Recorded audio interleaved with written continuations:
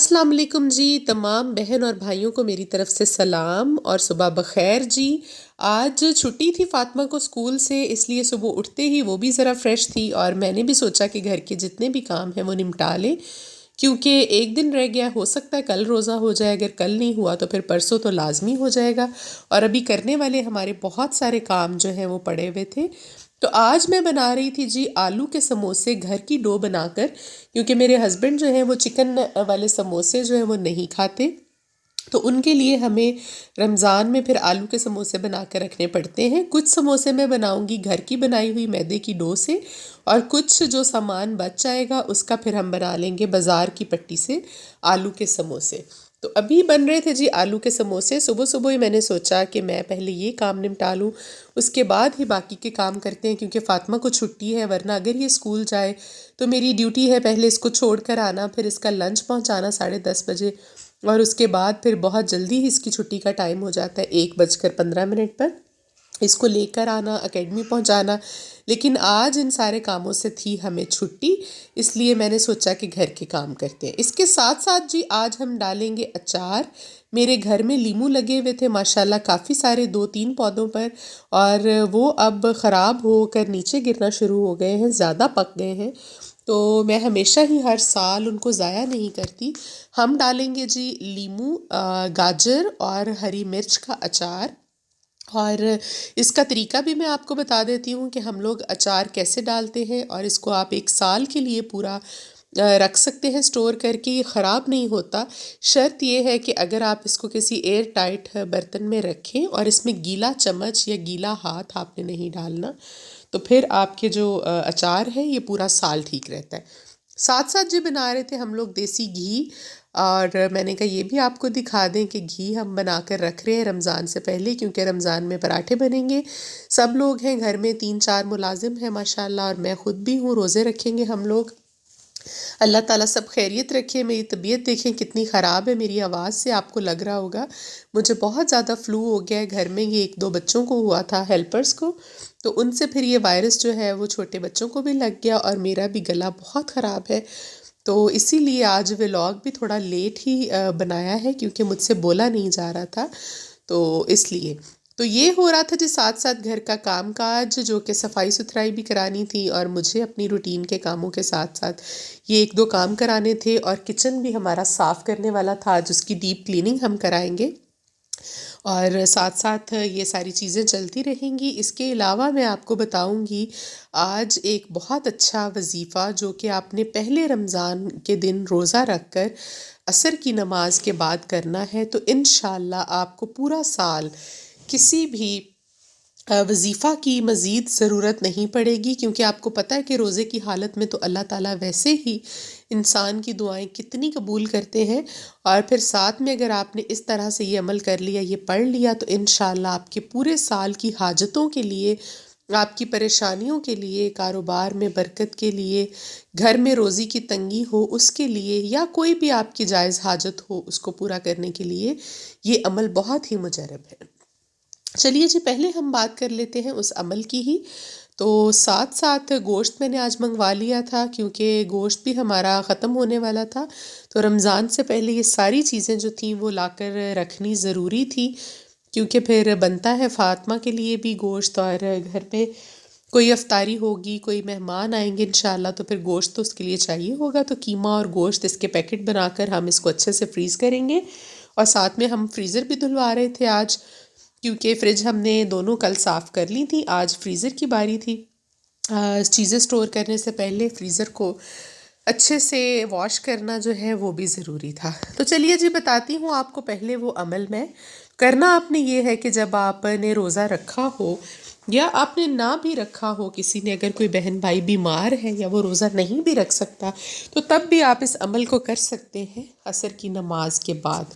पहला रोज़ा आपने रखना है, जो कि इंशाल्लाह बरोज़ मंगल को हो रहा है।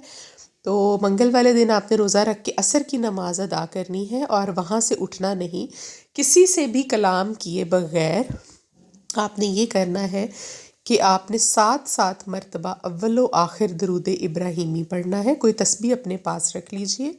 41 मरतबा दरमियान में आपने पढ़नी है जी सूरह फातिहा। अल्हम्दुलिल्लाह रब्बिल आलमीन वाली सूरत, और उसके बाद अव्वल व आखिर आपने 7 मरतबा दरूद इब्राहिमी पढ़ना है।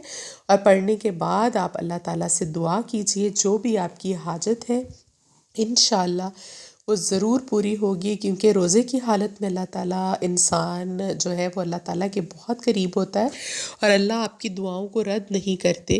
और ये अल्लाह ताला की तरफ से एक इनाम वो आपको जो देते हैं कि आप रोज़े रखते हैं, अल्लाह की राह में भूखे प्यासे रहते हैं, जबकि इसके अलावा आपका और कोई मकसद नहीं होता सिवाय अल्लाह की खुशनुदी के। तो अल्लाह ताला भी इनाम में इंसान को नवाजता है और बहुत नवाजता है।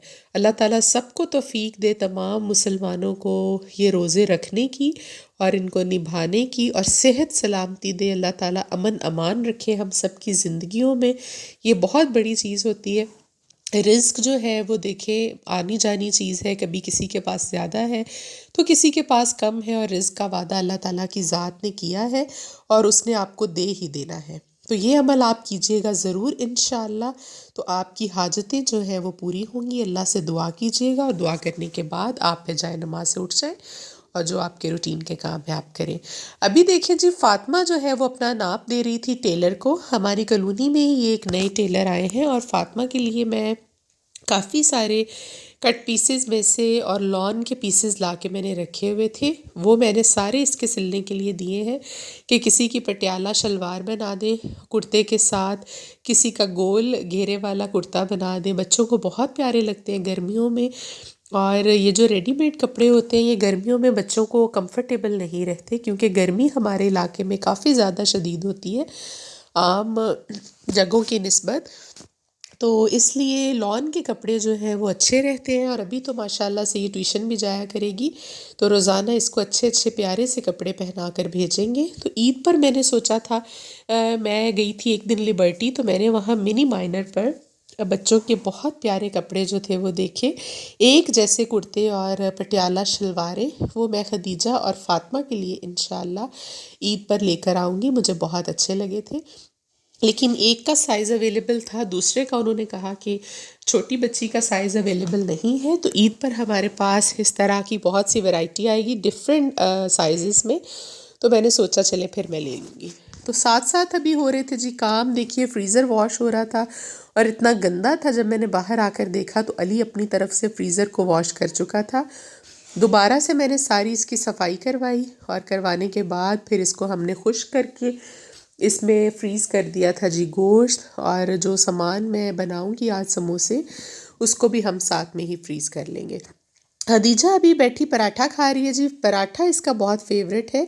रोटी इसको पसंद नहीं, नान भी इन दोनों बहनों को बिल्कुल पसंद नहीं है। सिर्फ ये है कि पराठा ये दोनों शौक़ से खाती हैं, तो अच्छी बात है। ब्रेड हो गई या कोई भी ऐसी चीज़, उससे बेहतर तो है कि बच्चा पराठा खा ले। और इन लोगों की उम्र में तो आपको हेल्दी है, आपके लिए घी आप खा सकते हैं, और मैं हमेशा इनका पराठा जो है वो देसी घी में बनवाती हूँ। तो फ़ातिमा का बेड जो था वो भी हम साफ़ कर रहे थे, इसको क्रेयॉन्स और दूसरे कलर्स लेकर दिए हैं, तो ये उन कलर्स के साथ बेड पर बहुत गंद मार देती है अपने कलर्स के साथ। तो अभी मैं कह रही थी कि इसको हम साफ़ कर लेते हैं, वरना ये बुरा लगेगा। तो जो डो हमने बनाई थी जी मैदे की, उसमें सिर्फ डाला था हमने अजवाइन और 3 चम्मच घी के, और साथ में थोड़ा सा आधा चम्मच जो था वो नमक का। इसके अलावा उसमें नॉर्मल टैप वाटर जो था पानी डालकर डो को हमने सख्त सा गूंद लिया था, और 20-25 मिनट इसको रख दिया था उसके लिए थोड़ा स्टे दे दें, और फिर आप उसके छोटे छोटे पेड़े बना लें। ये 3 चीज़ें ही आपने डालनी है। याद रखिए कि ज़ीरा आपने डो में नहीं डालना, वरना आपकी जो डो है वो फट जाएगी जब आप उसको रोटी को बेलेंगे समोसे बनाने के लिए, तो ज़ीरे की वजह से वो फट जाती है। ज़ीरा जो है वो आप उसकी फिलिंग में ऐड कर सकते हैं।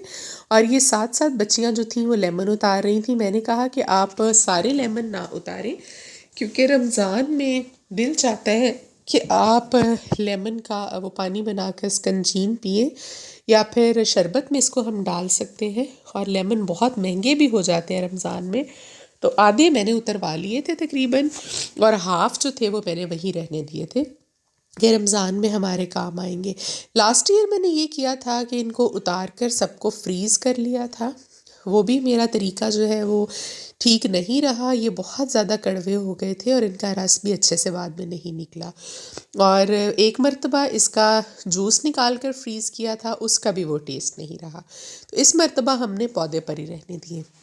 अभी ये जी ग्रीन जो मिर्चें हैं अचार में डालने के लिए, इनको हाफ हाफ मिर्च पे कट लगाकर इसमें हम फिलिंग करेंगे जी नमक और हल्दी की। अचार डालते वक्त ये बात आप याद रखिए कि मिर्चें आपने सादा ही नहीं डालनी, नमक और हल्दी को मिक्स करके हाफ हाफ मिर्च को कट लगा लें और इसमें आप भर दें। इससे ये होगा कि ये मिर्चें जो हैं अचार में काली नहीं होंगी, चाहे साल ये आपकी मिर्चें जो हैं वो पड़ी रहें इसमें अचार में, ये ब्लैक नहीं होंगी और बहुत अच्छा इनका टेस्ट रहेगा। और अचार का सारा मसाला जो था जी मैंने वो भून लिया था, हल्का सा इसको भून लेना चाहिए खुश्क एक पैन में डालकर, और इसके बाद हम इसको दरदरा पीस लेंगे। और इसमें थी जी काली मिर्च, कड़ी पत्ता, सौंफ, अजवाइन, क्या नाम है, सौंफ हो गई, और मेथरे जो होते हैं वो बड़ी एक इम्पॉर्टेंट चीज़ है अचार की, इसके बगैर नहीं बनते। सौंफ, मेथरे और कलवंजी, 3 चीज़ें ये थीं, और साबुत गरम मसाला था जिसमें ज़ीरा था और काली मिर्चें थी साबुत, और साथ में हमने इसमें डाले थे जी कड़ी पत्ते 2 से 3 अदद। तो इसको दरदरा पीस कर हमने ठंडा कर लिया था। अभी हम भर रहे थे मिर्चों में नमक और हल्दी, और लेमन हमने काट कर 2-2 टुकड़े करके उनको वॉश करने के बाद काट लिया था। और ये याद रखें कि तमाम चीज़ें आपने वॉश करने के बाद अच्छे से खुश्क कर लेनी है। अगर आपका अचार गीला रह गया या कोई गीली चीज़ इसमें चली गई तो ये बहुत जल्द ख़राब हो जाएगा। इसी तरह गाजरों को भी हमने धोकर लंबा लंबा काट लिया था, और लेमन के भी 2-2 टुकड़े करके काट कर उनको 2 से 3 घंटे पहले आप नमक लगा कर रख दें, तो उसका पानी जो है वो एक्सेस वाटर निकल जाएगा उसमें से। उसको हल्का सा हाथ से प्रेस करके उसके बाद ये अचार में हमने तीनों चीज़ें मिक्स कर दी थी, नमक हल्दी वाली मिर्चें और साथ में गाजर और लेमन जो हमने नमक लगा के रखा था। अभी इसमें जा रही थी जी दड़ा मिर्च, ये बहुत ज़रूरी है, इसका टेस्ट बहुत अच्छा आता है। रेड चिली पाउडर भी जाएगा, नमक भी जाएगा, काला नमक भी और दूसरा नमक भी हस्बे ज़ायका आप डाल लीजिए, चेक कर लीजिएगा इसको। और दूसरी आपको टिप मैं ये बताऊं कि आपने इसमें जो सरसों का तेल डालना है बाद में, उसको आपने पहले बॉइलिंग टेम्परेचर पर रख कर, यानी कि चूल्हे पर उसको बॉयल आने तक इतना गर्म कर लेना है, उसके बाद उसको ठंडा करके इसमें डालिएगा। वो इस वजह से कि जो उसमें जर्म्स होते हैं और बैक्टीरिया होता है कच्चे तेल में, वो ख़त्म हो जाता है और इसकी खुशबू भी बहुत अच्छी आएगी और काफ़ी अरसे तक आपका अचार जो है वो सेव रहेगा। अभी इसमें मैंने तमाम वो मसाला 1 पाव जो कि लिया था वो डाल दिया था दरदरा पीस कर, दड़ा मिर्च और नमक और काला नमक डाल दिया था। और कलवंजी मैंने मसाले में नहीं पीसी क्योंकि वो पहले ही बहुत बारीक दाने होते हैं और उसको पीसने की ज़रूरत नहीं, वो आप साबुत डालें तो अचार का जायका बहुत अच्छा आएगा। उसके बाद तेल को हमने गरम करके बॉइलिंग टेम्परेचर पर फिर उसको ठंडा करके इसमें ऐड करके प्रिजर्व करके रख लिया था। माशाल्लाह हमारा अचार जो है वो बहुत अच्छा बन गया था। तो अभी 2 से 3 दिन धूप निकलेगी तो इसको धूप में भी रख सकते हैं आप, अगर ना भी रखें तो वैसे भी आप रख लें, कोई इशू नहीं है, लेकिन धूप में रखने से ज़रा मसाला अंदर अच्छे से उसके रच बस जाएगा। मैं करवा रही थी जी अभी किचन की सफाई, क्योंकि सर्दियों में नमी इतनी आती है दीवार पर, खिड़कियां दरवाजे हम खोलते नहीं कि उस पर ऐसा लगता है कि जैसे वो ग्रीन ग्रीन सा कोई फंगस जो है वो जम गया है। तो साथ साथ हो रही थी जी किचन की सफाई और मैं लाउंज में बैठकर बना रही थी समोसे। इसकी रोटियां बेलनी थी हमने बारीक बारीक, दरमियान में से कट लगाकर एक एक पेड़े के हमने 2-2 पेड़े बना लिए, 2-2 समोसे तैयार हो गए थे। इसकी फिलिंग भर के इनको मैंने फ्रीज़ करके रख लिया था और ये सारा कुछ आपने देखा। आप भी इस तरह से समोसे बना सकते हैं, बहुत आसान है। फिलिंग में सिर्फ हमने आलू डाले हैं, ज़ीरा थोड़ा सा घी में फ्राई करके हल्का सा वो उसमें उबले हुए आलू डाल दिए थे, साथ में हरी मिर्च और हरा धनिया डाल दिया था और मसाले डालकर इसकी फिलिंग तैयार हो गई थी। तो ये था जी आज का हमारा व्लॉग यहाँ तक। अभी तबीयत भी कुछ ठीक नहीं, ठीक से बोला नहीं जा रहा, लेकिन आप लोगों की खातिर मैंने बनाया है व्लॉग कि आप लोग इंतज़ार ना करें। तो अभी चाहूँगी आपसे इजाज़त कल तक के लिए। अपना ख्याल रखिएगा। अल्लाह हाफ़िज़।